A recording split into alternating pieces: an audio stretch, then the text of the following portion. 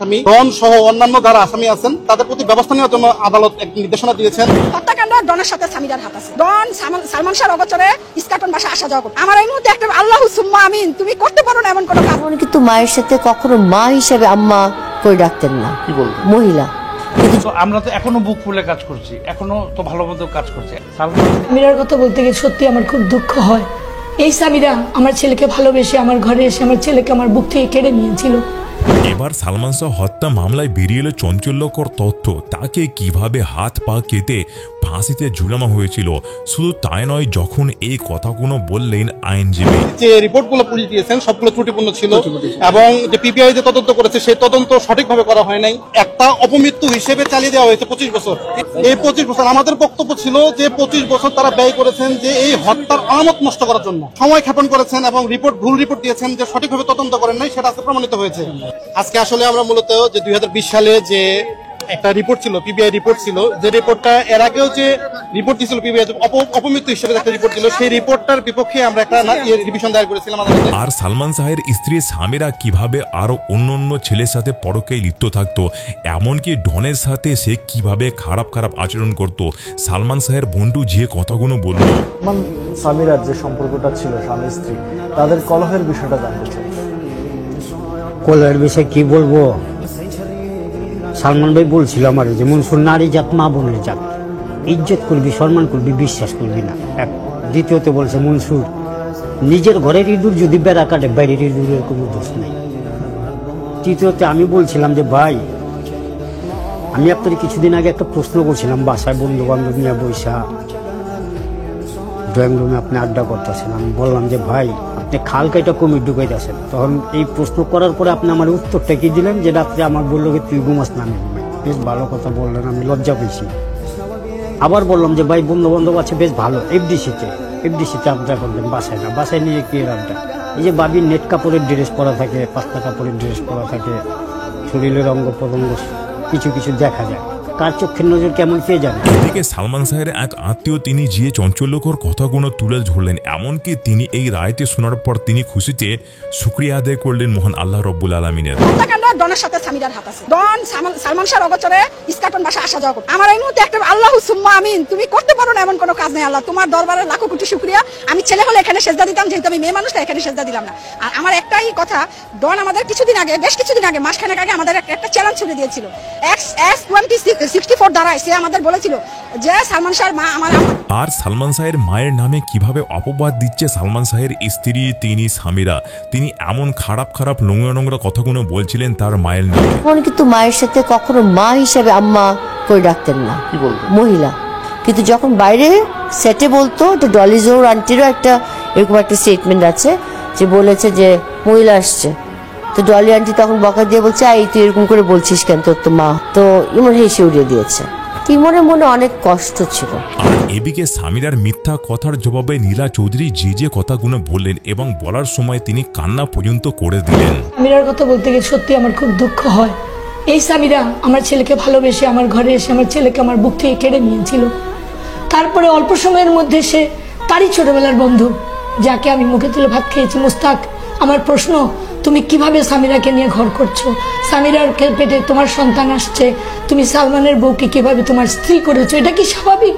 এটা কি সম্ভব? এটা তো কোনোভাবে সম্ভব নয়। এটাই কি প্রমাণ করে না যে এটা পরকীয়া এবং পরকীয়ার কারণে? আর এদিকে সামিরার সাবেক প্রেমিকা, তাকে যখন জিজ্ঞাসা করা হলো ডনকে যে তুমি এই কাজটি কেন করেছিলেন, তখন তিনি নিজের সাফায়ে যে কথাগুলো বললেন। আমাকে ফাঁসানো হলো কিংবা আমার কথাবার্তা বলা হলো, নানান ভাবে রাজনীতি করা হয়েছে আমার পক্ষে। তো আমরা তো এখনো বুক ফুলে কাজ করছি, এখনো তো ভালো মতো কাজ করছি। সালমান নেই বিধায় আমি এই যাবৎকাল যত ছবিতে কাজ করেছি সবকিছুটার মধ্যে অপূর্ণতা একটা পেয়েছি। কারণ সালমানের জায়গাটাতে কাউকে আমি আনতে পারিনি। আমার বন্ধু তুই নেই আজ, তাই আমার সমস্ত আনন্দই অপূর্ণ থেকে যায়। আমার বন্ধুকে আমি হারাইছি, আমি বুঝছি যে আমার কতটুকু। এখন আমি আপনাদেরকে দেখাবো সালমান শাহকে কিভাবে হত্যা করা হয়েছিল। তার এক চাচাতো ভাই তিনি যে কতগুলো তথ্যগুলো তুলে ধরলেন, শুধু তাই নয় সালমান শাহের আইনজীবী তারা এমন কিছু কথা বললেন সেটাও শুনে নেবো। এখন চলুন একে একে সেসব ভিডিওগুলো আপনাদেরকে দেখিয়ে দিই। তাহলে করছি, মানববন্ধন করছি, মিছিল করছি, অনেক কিছুই করছি, সালমান শাহ নিয়ে লেখালেখি পর্যন্ত করছি। তো এইসব করতে গিয়ে অনেক সময় মানে আসামি পক্ষ যারা, বিশেষ করে সামিরা, ওনার পক্ষ থেকে অনেক সময় অনেক ধরনের হুমকি দমকি বা অনেক থাকতো। উনি বলতো যে এসব নিয়ে যাতে কথাবার্তা না বলি, না লিখি। একবার বান্টি ইসলাম নামে এক ভদ্রলোক, ওই যে সোহেল চৌধুরী হত্যা মামলার যে আসামি, ওই ভদ্রলোক একবার আমার হুমকি দিয়েছিল যে আমি যাতে এসব নিয়ে কথাবার্তা না বলি। তো সামিরা আমার 2বার লিগ্যাল নোটিশ দিয়েছিল, ব্যারিস্টার মহিবুল হাসান চৌধুরী স্বাক্ষরিত লিগ্যাল নোটিশ পাঠাইছিল আমি যাতে এসব নিয়ে আসলে ওইভাবে কথাবার্তা না বলি। আমার ভয় দেখিয়ে থামানোর চেষ্টা করছে। এখন আমি বিশ্বাস করি যে সালমান শাহর এই মৃত্যু অবশ্যই হত্যা, এবং আমার দৃষ্টিকোণ থেকে এটা যদি মানে এটা হত্যা এবং এইটার নেপথ্যে যেসব কারণগুলো, আমি সবসময় এগুলি নিয়ে কথা বলার চেষ্টা করতাম, ওই পয়েন্টগুলি তুলে ধরার চেষ্টা করতাম। তো এইটা কারো কাছে ভালো লাগতো আর এদের কাছে ভালো লাগতো না, এরা আমার থামানোর চেষ্টা করতো। তা আমি থামি নাই কখনোই। আমি ওনার এই হুমকি দমকি বা এই লিগাল নোটিশ এসবের কখনোই পরোয়া করিনি। আমি আমার মতো লিখতে থাকতাম, আমি আমার মতো আদালতে যাইতাম, আন্দোলন করতাম। তো আদালত যেহেতু এত বছর পরে মানে এই অপমৃত্যু মামলাকে সেই তখনই হত্যা মামলা হিসেবে নেওয়ার জন্য আবেদন করা হয়েছিল, কিন্তু নেয় নাই। তো পরবর্তীতে যখন এই শুনানিতে মানে করলো যে এই রিভিশন শুনানির রায় দিল এবং হত্যা মামলা হিসেবে আমলে নিল, এটা খুব ভালো লাগছে। এখন সালমান শাহ মারা গেছে, এটা সত্য, যেভাবে হোক মারা গেছে।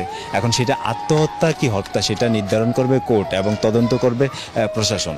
উনি এই যে বারবার সামিরা খুব দাম্ভিকতার সহিত বলে যে সালমান শাহ মানে আত্মহত্যা করছে, আত্মহত্যা করছে, আত্মহত্যা করছে, এই ভাষায় এইভাবে কিন্তু বলে, এবং খুব গণমাধ্যমে খুব দাম্ভিকতার সাথে উনি কথা বলে যে সালমান শাহ আত্মহত্যা করছে। এখন আমার কথা হচ্ছে, একই ফ্ল্যাটে একই ছাদের নিচে আপনারা ছিলেন সেই রাতে এবং ওই ঘটনা ফ্ল্যাশ হওয়ার পর্যন্ত।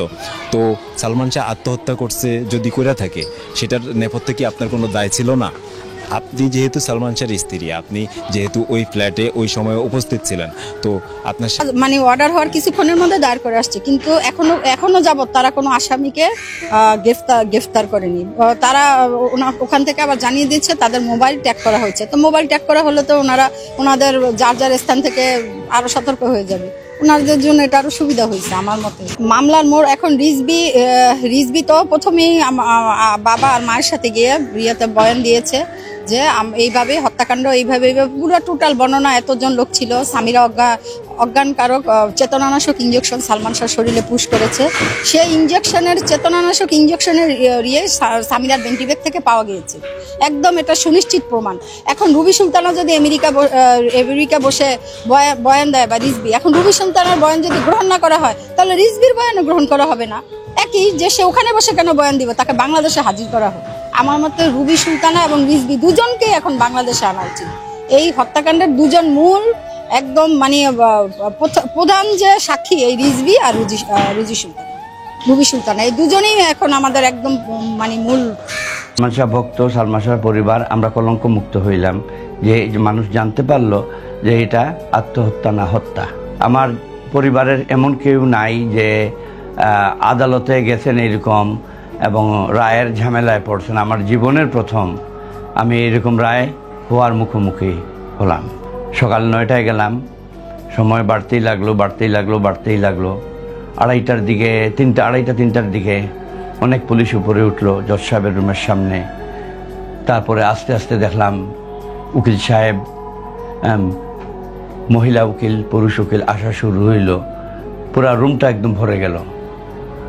এরকম আমি জীবনে কোনদিন দেখি নাই। আমি তখন চিন্তায় পড়ে গেলাম যে আমার তো উকিল 3 জন, এত উকিল কোত্থেকে আসলো? এরা কি অন্য দলের না আমার? সামান্য আদালত শুরু হইল। আদালত শুরু হওয়ার পরে আমার কাছে মনে হইল যে ব্যক্তি যিনি রায় প্রদান করছেন, ইনি আমার কাছে মনে হয়েছে ওনার কথাবার্তা, ওনার অ্যাটিটিউড, ওনার ভঙ্গি সবই মনে হয়েছে আমার কাছে যেমন আমাদের হযরত আবু বকর রাদিয়াল্লাহু আনহু উনি কাউকে পাঠাইছেন। উনি শুরু করলেন মহান আল্লাহ তাআলার নাম নিয়ে পড়া শুরু করলেন। আপনারা সবাই জানুন, রায়টা আমি পরে দেব। কিন্তু এইগুলো পড়ার সময় আমি দেখলাম মহিলা উকিল যারা গেছেন এবং পুরুষ উকিল যারা গেছেন এরা সবাই চোখ মুছতে আরম্ভ করলো কাহিনী শুনে। হ্যাঁ, কান্না করতেছিল, সবাই চোখ মুছতেছিল। আমারও তখন আবেগে আমিও রুমের মধ্যে বসে বসে কাঁদছি। যে যাই হোক, মহান আল্লাহ তাআলার দরবারে শুকরিয়া জানাই যে একটা সুন্দর ডিসিশন আসে। আগেরগুলো না বলি, সর্বশেষটা আদালত এটাকে রিইনভেস্টিগেশন করার জন্য পিবিআইকে দিল। পিবিআইয়ের মনোজ কুমার উনি এইখানে কাহিনী সাজাইলেন, ছবি আঁকাইলেন, একটা নোট বই তৈরি করলেন, পুরা স্টোরি সালমান শাহ কীভাবে মারা গেছে, ছবি আইকা। মৃত ব্যক্তিকে নিয়ে এইগুলা করা ঠিক না। এবং তিনি ইনভেস্টিগেশন কইরা উনি একটা সংবাদ সম্মেলন কইরা এবং পাবলিক ডেকে এটাকে ব্লাস্ট করছেন। এটা আদালতকে অবমাননা করছেন। আদালত দিছে ইনভেস্টিগেশন করার জন্য, উচিত হলো ইনভেস্টিগেশন করে আমি আদালতে রিপোর্ট জমা দেব এবং মহামান্য আদালত এটা রায় ঘোষণা করবেন। আদালতকে অবমাননা করা হইল, সমগ্র সালমান শাহ ভক্তদের হতাশা করা হইল, আমাদের মামলাটাকে দুর্বল করা হইল। তাতেও আমরা নারাজি দিছি, আল্লাহ এটা অ্যাকসেপ্ট করছেন। আমি শুধু জানি না, অনেকেই জানে, সবাই জানে, থাকবে না কেন, ছিল চাপ, যার জন্য এত দেরি হয়েছে। এইগুলা রিইনভেস্টিগেশন, যেখানে আমরা সালমান শাহ ভক্তরা আমরা প্রমাণ করে দেব এটা গলার দাগ চিকন আর ফ্যানের রশি এত বড়, রশি যত বড় দাগও তো তত বড় হওয়া উচিত। হ্যাঁ, ফাঁসি লাগলে ফ্যানের মধ্যে ঝুললে এই দাগ এইখানে থাকবে, এইখানে কেন থাকবে? রশিটা ঝুলতেছে, ফ্যানের প্লাস্টিকের কভারটা রয়েছে, ফ্যানে ঝুলানোই হয় নাই। আমরা ইনশাল্লাহ জাস্ট অপেক্ষা করেন। আমরা আইনের প্রতি শ্রদ্ধাশীল। আমরা যেদিন রায় হয়েছে রাত্রে আমি রমনা থানায় গেছি, আমাকে ডাকা হয়েছিল। ওনাদের ব্যবহার চমৎকার, মাশাল্লাহ। কর্তব্যরত অফিসার ইনচার্জ যিনি ছিলেন, ওসি সাহেব ছিলেন, ওনাদের চমৎকার ব্যবহার, ওনাদের জনপ্রিয় চিত্রনায়ক সালমান শাহর মৃত্যুর 29 বছর পর অবশেষে নড়ে চড়ে বসেছেন আদালত। খল-অভিনেতা ডন, সালমানের স্ত্রী সামিরা সহ অভিযুক্তদের দেশত্যাগী নিষেধাজ্ঞা এবং তাদেরকে যে কোনো মুহূর্তে গ্রেফতার করা হতে পারে। দীর্ঘ আইনি লড়াই শেষে এই রায়ে কিছুটা স্বস্তি পেলেও সালমান শাহর মা নীলা চৌধুরী সম্প্রতি হুমকির মুখে পড়েছেন। ডন 1 মাস আগেও তাকে হুমকি দিয়েছিলেন। এদিকে একের পর এক তথ্য বেরিয়ে আসছে সালমান শাহর মৃত্যু নিয়ে। জানা গেছে, নায়ক সালমান শাহকে শেষ করতে গুন্ডা ভাড়া করেন শাশুড়ি লতিফা হক লুসি। নায়ককে মারতে পরিকল্পনা সাজানো হয় গুলিস্তানের একটি বারে। গুন্ডাদের সঙ্গে চুক্তি হয় 12 লাখ টাকায়। আন্ডারওয়ার্ল্ড ডন আজিজ মোহাম্মদ ভাই, খলনায়ক ডন, সালমানের স্ত্রী সামিরা সহ আরো 11 জন অংশ নেন এই মিশনে। এই গল্প যেন হার মানিয়ে দেয় থ্রিলার সিনেমার গল্পকেও। সালমানকে শেষ করে দিয়ে ঘটনা ধামা চাপা দিতে অপমৃত্যু বলে প্রচার চালিয়ে পরিস্থিতি ঠান্ডা করেন আজিজ মোহাম্মদ ভাই। এই হত্যাকাণ্ডে দোষ স্বীকার করে জবানবন্দি দেন 11 আসামির মধ্যে 2 জন। তাদের মধ্যে একজন হচ্ছেন আসামি রেজভি আহমেদ ওরফে ফরহাদ। তিনি জবানবন্দিতে বলেন, সালমান শাহ নিজে মরেননি, তাকে শেষ করা হয়েছে। এটি একটি পরিকল্পিত মিশন ছিল। জবানবন্দিতে রেজভি আরো বলেন, ডন সালমান শাহর ঘনিষ্ঠ বন্ধু ছিল। সালমানের স্ত্রী সামিরার সঙ্গে ডনের অবৈধ সম্পর্ক গড়ে ওঠে এবং তাদের মধ্যে নিয়মিত দৈহিক সম্পর্ক চলছিল। অন্যদিকে সামিরার মায়ের সঙ্গে চিত্র প্রযোজক আজিজ মোহাম্মদ ভাইয়ের গোপন ও দৈহিক সম্পর্ক ছিল। সবকিছু জেনে যাবার পর সালমান ডনকে এড়িয়ে চলতেন। পরিকল্পনার বিষয়ে রেজভি বলেন, সালমান শাহকে শেষ করার আগের দিন 1996 সালের 5 সেপ্টেম্বর গুলিস্তানের একটি বারে পরিকল্পনা করা হয়। ওই দিন রাত 8টায় ডন, ডেভিড, ফারুক, জাভেদ ও আমি বারে যাই। সেখানে আরো 2 জন ছেড়ে সাত্তার ও সাজু আসে। এরপর ফারুক 2 লাখ টাকা বের করে বলে, সামিরার মা ওই টাকা দিয়েছে। কথা ছিল সালমানকে শেষ করার জন্য মোট 12 লাখ টাকা দেবে। কাজের আগে 6 লাখ ও কাজের পরে 6 লাখ। রেজভি আরো বলেন, এরপর ওই রাতে বার থেকে এফডিসি এসে শুটিং শেষে পূর্ব পরিকল্পনা অনুযায়ী রাত 2:30টার সময় আমাকে সালমান শাহর বাসায় নিয়ে যায় ডন। ওই বাসায় ডন, ডেভিড ও ফারুকের যাতায়াত ছিল বলে দারোয়ান কিছু বলেনি। তবে এদের সাথে আরো কয়েকজন ছিলেন যারা বোরখা পরে সালমানের বাসায় যান। তাদের মধ্যে একজন হতে পারেন সামিরার মা। সালমানের মা বলেন, 29 বছর ধরে আমি বলে আসছি আমার ছেলে নিজ হাতে জীবন শেষ করার মতো ছেলে নয়। তিনি আরো বলেন, আমরা খবর পাই আমার ছেলে অসুস্থ, কিন্তু আমরা যাওয়ার পর বাসায় ঢুকতে দেওয়া হয়নি। দীর্ঘ সময় অপেক্ষা করে রাখা হয়েছিল। এরপর তিনি কয়েকটি প্রশ্ন তুলে বলেন, সামিরার মা 5 সেপ্টেম্বর কেন ঢাকা এসেছিল? সালমানের বিল্ডিং এ মৃত্যুর একদিন আগে একটি গাড়ি আসে। বোরখা পরে সেই গাড়িতে কারা ছিল? আমরা পরে শুনেছি। এগুলো তদন্ত করলে সব বের হয়ে আসবে। আমার ছেলের সাদা কাপড়ে রক্তের দাগ ছিল, কিন্তু গলায় কোনো দাগ ছিল না। পোস্টমর্টেমের বাহানা করে আমার ছেলে দেহের অঙ্গ প্রত্যঙ্গ কেটে নেওয়া হয়। 1996 সালের 6 সেপ্টেম্বর মাত্র 25 বছরে রহস্যজনক মৃত্যু হয় ঢালিউড চিত্রনায়ক সালমান শাহর। এতদিন এ মৃত্যুকে অপমৃত্যু বলে উল্লেখ করেছে একাধিক তদন্ত কমিটি। তবে সব তদন্তে এড়িয়ে চলা হয়েছে সত্যকে, যে কারণে দীর্ঘ 29 বছর পর অভিনেতা সালমান শাহর অপমৃত্যু মামলা রূপ নিয়েছে হত্যা মামলায়। এদিকে সালমানের বাসায় লিফটে ওঠার আগেই ডান পাশে রুবি নামে এক মেয়ের রুমের দরজায় ডন নক করলে রুবি নাইটি পরা অবস্থায় দরজা খোলে। এরপর বলে, ও তোমরা এসেছো? তখন ডন রুবিকে বলে, আজিজ ভাই কোথায়? বাথরুম থেকে আজিজ ভাই বের হয়ে আসে। এরপর আমরা উপরে উঠি। আজিজ ভাই 4 তলায় নেমে যায়, আর আমরা 11 তলায় নেমে সালমানের বাসায় যাই। দরজা আগে থেকে চাপানো ছিল। দরজা খুলে দেখা যায় সালমান বেডরুমে শুয়ে আছে, পাশে সামিরা নাই। তখন ডন, ডেভিড, জাভেদ, ফারুকরা মিলে সালমানের ওপর ঝাঁপিয়ে পড়ে।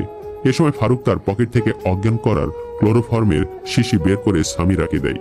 সামিরা তা দিয়ে সালমানের নাকের ওপর চেপে ধরে। ডন সালমানের বুকের ওপর গিয়ে বসে আর ফারুককে বলে, আজিজ মোহাম্মদ ভাইকে ডাকো। ফারুক তখন বাহিরে গিয়ে আজিজ মোহাম্মদ ভাইকে নিয়ে আসে। এরই মধ্যে সামিরার মা ড্রেসিং রুম থেকে বের হয়ে আসে। তখন ধস্তাধস্তি হচ্ছিল। সালমানের খুব শক্তি ছিল, ইনজেকশন দেওয়া যাচ্ছিল না। তখন সবাই মিলে সালমানকে ড্রেসিং রুমে নিয়ে ডেভিড সালমানের পা বাঁধে। আজিজ ভাই ডনকে ইনজেকশন দিতে বলে। পরে সামিরা পুশ করে। তার মা সামিরাকে পুশ করতে সাহায্য করে। পরে সালমান নিস্তেজ হয়ে পড়ে। ইনজেকশন পুশ করার আগে আজিজ মোহাম্মদ ভাই ফ্যানটা সালমান শাহর ঘাড়ের ওপর ছুঁড়ে মেরেছিল। ড্রেসিং রুমে একটা মই ছিল। আজিজ মোহাম্মদ ভাই আমাকে মইটা আনতে বলে, আমি এনে দেই। এরপর তিনি দড়ি চান। তখন ডন নিজের কোমরের দড়িটা খুলে আজিজ ভাইয়ের হাতে দেয়। আজিজ মোহাম্মদ ভাই নিজেই সিঁড়ি দিয়ে উঠে দড়িটি সিলিং ফ্যানের সঙ্গে বাঁধে। তাতে আমি, সামিরার মা সাহায্য করি। পরে সালমানের পায়ে বাঁধা রশিটা খুলে বুকের ওপর উঠে গলায় চাপ দিয়ে রাখে এবং পরীক্ষা করে দেখে যে নিঃশ্বাস নেই। উপরে রশিটা খানিকটা ঝুলে রাখা হয়, যাতে দেখানো যায় যে মৃতদেহটা ঝোলানো থেকে খোলা হয়েছে। পরে সালমান নিজে এমন কাজ করেছে এটা দেখানোর জন্য তাকে তেল মালিশ করা হয়, কাপড় ভিজে শরীরে রাখা হয়। এরপর যে যার মতো চলে যাই। আমিও ফরিদপুর চলে যাই। এরপর কারোর সঙ্গে যোগাযোগ হয়নি। কিছুদিন পর ডনের সঙ্গে ঢাকায় দেখা হলে আমাকে জানায় দুশ্চিন্তার কোনো কারণ নাই, আজিজ মোহাম্মদ ভাই সব ঠান্ডা করে দিয়েছে। পরে আমি আবার বাড়িতে গেলে 1997 সালে 4 জুলাই ডন ও ডেভিড আমাদের বাড়িতে আসে। ডন আমাকে বলে, কেসটা আবার নাড়া দিয়ে উঠেছে। যেহেতু আমাদের সঙ্গে ছিলে, এখন আমাদের সাহায্য করতে হবে। আমাকে তারা প্রয়াত চিত্র পরিচালক। বন্ধুরা, আশা করছি এই ভিডিওটির মাধ্যমে আপনারা জানতে পেরে গেছেন সালমান শাহের সাবেক স্ত্রী সামিরা তিনি কত প্ল্যান করে তিনি এই কাজটি করেছিলেন। ডনের সাহায্যে সালমান শাহকে হত্যা করেছিলেন। এমনকি সামিরার মা তিনি কত টাকা ঘুষ দিয়ে সালমান শাহকে হত্যা করেছিলেন। সেই সময়ের এমন জনপ্রিয় নায়ক ছিলেন সালমান শাহ, কিন্তু বিএনপি সরকার এবং আওয়ামী লীগ সরকার থাকার কারণে এর কোনোভাবেই বিচার হয়নি। আজ 29 বছর পর এর বিচার হচ্ছে। এটা শুনে দেশের দর্শকরা একেবারে খুশিতে আলহামদুলিল্লাহ বলছে। বন্ধুরা, আপনার কি মনে হয় আলহামদুলিল্লাহ আপনি বলতে চান? কমেন্টে লিখে দিতে পারেন। ভিডিওতে লাইক করবেন। ধন্যবাদ।